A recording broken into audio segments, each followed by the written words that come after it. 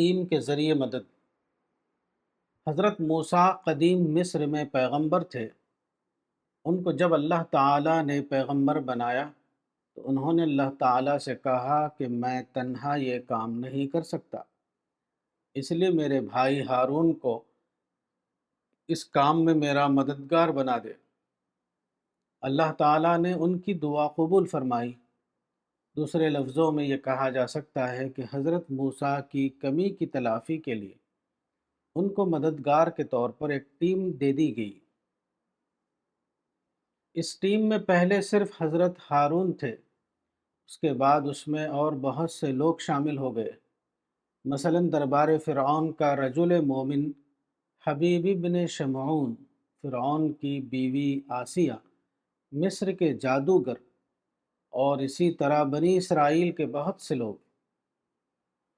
یہ اللہ کی نصرت کا ایک طریقہ ہے۔ قرآن میں یہ واقعہ صرف تاریخ کے طور پر ذکر نہیں ہوا ہے، بلکہ وہ اللہ تعالیٰ کے قانون نصرت کے طور پر بیان ہوا ہے۔ اللہ کی نصرت کبھی وقتی نہیں ہوتی، وہ ہمیشہ کے لیے ہوتی ہے۔ آج بھی اگر اللہ تعالیٰ کا ایک بندہ اللہ کے کام کے لیے اٹھے، وہ اپنے آپ کو خالص اللہ کے کام میں پوری طرح لگا دے، پھر وہ اللہ سے کہے کہ خدایا، میں ایک کمزور انسان ہوں، دین کی خدمت جیسے عظیم کار کو انجام دینے کی صلاحیت میرے اندر نہیں، تو اپنی خصوصی نصرت سے میری کمزوری کی تلافی فرما۔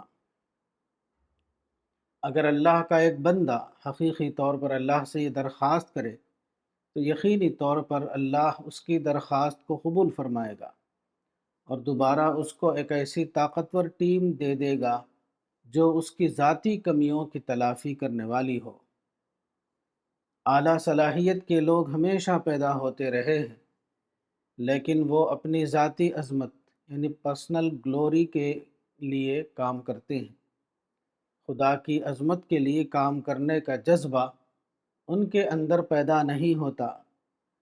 یہی وجہ ہے کہ خدا کے کام کے لیے اکثر ایسے لوگ اٹھتے ہیں جو ہمالیائی شخصیت کے حامل نہ ہوں، لیکن اللہ ان کی خصوصی مدد کرتا ہے۔ ایک طرف وہ ان کو اعلیٰ بصیرت کا سرمایہ دے دیتا ہے اور دوسری طرف وہ ان کو قابل کار افراد کی ایسی ٹیم دے دیتا ہے جو اپنی متحدہ کوشش سے سارا کام انجام دیتے ہیں۔